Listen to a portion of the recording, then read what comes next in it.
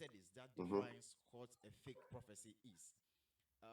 Is it a prophecy that hasn't come to pass that is being looked at as fake? Mm. How do we define a fake prophecy?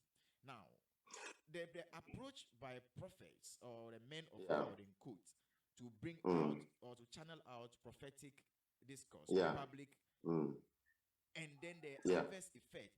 Who are we blaming? Because Shatta Wale, from news reports, seemed to Mm-hmm. also juxtapose Mm. his perspective, trying to Mm-hmm. change the narrative. But can Right.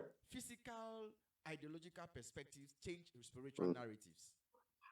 Yes, this is a very broad question, but I want to arrange it, respond to it in a very specific way so that we have a headway for the discussion. So, yes, Shatawal is an individual, beside the fact that maybe he's a public figure, he's an individual, and that one comes very first before he comes in as a creative person and one of the biggest artists on the continent, to a larger extent. Now, yes, fake prophecies is a very big question, but we have to narrow it down to religion. And in Christianity or even in Islam, I believe a false prophet is someone who, falsely acclaim that he has that gift or that divine inspiration to speak to God directly, or, receives message from, other source they deem spiritual. You get it? Now, it has been with us for many years, even before we're born. It's prophecies. We've seen prophecies in the Bible, and we've read a lot extensively on that as well. But the whole thing is this: the approach to which we know we have these prophecies in recent times is something that many people are not comfortable with, because it looks like there's a link between fake prophecies and the need to become popular now. And over the period, we've seen, these prophets trying to have some close relationship with anybody who falls into that public figure space. So you see, and there's this kind of force that you should belong to my congregation because of this, because of that. And, when it comes to the creative people, many do not go to church quite regular or are not so close to the church. I wouldn't say spiritual, I'll say church, because I don't know somebody's spiritual, strength when it comes to how close they are to God or their object of worship. But what I know is the congregation side of it. You understand? And many of these people go around, and brag about the fact that, oh, I have this person in my church, I have this person in my church, and all that. You get it? So there's a need to do something to have these people, in their congregation. And it looks like, the whole church business is taking a different direction, because there's a whole media twist to it now. We have 70% out of the churches we have now in Ghana have either a radio station or a TV platform, or even on social media. They try as much as they can to make sure that their messages, their prophecies, and all these things go viral, because the more popular you are, the more the numbers troop to your church as well. You get it? So it's a strong fight right now, and the only way you can achieve that is to touch on certain personalities that can drive the attention.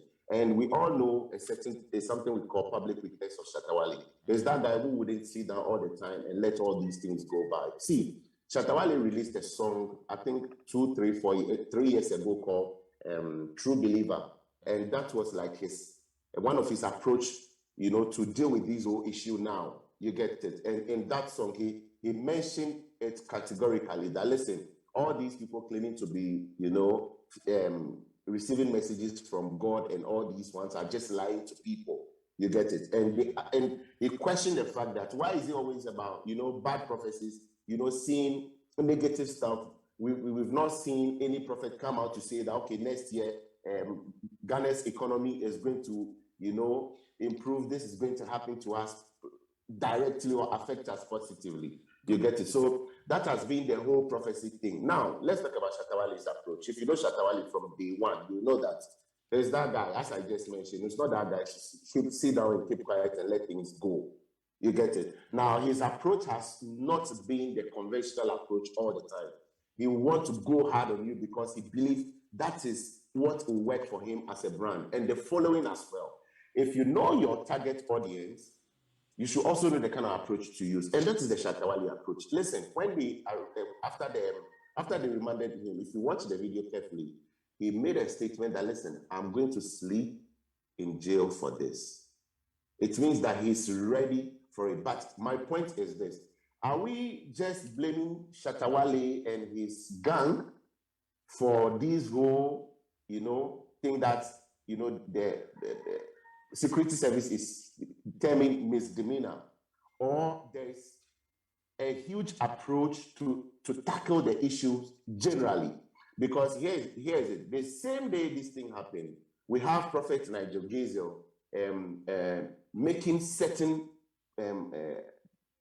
prophecies again, that Patapa days, this person should be careful. They've arranged an accident for what's the name? Patapa, some people, and he said there's one person he's not going to mention because he's arrogant. You see, so this is the thing. Beside the fact that Shatta Wale is wrong and there's the need to put him right because he has gone against the law, which nobody is above the law, so we all need to, he needs to taste the law and know how to go about it next time. But at the end of the day, what he's also fighting for, what are we doing as a country about it? Is Shatta Wale going to go to jail? After that, he comes back and he's still going to have all these 31st December prophecies here and there and all that. See, we were all in this country when we saw what happened when somebody said the chief imam is going to do this. We all saw the reaction. Some of the organization or some of the movements may not be radical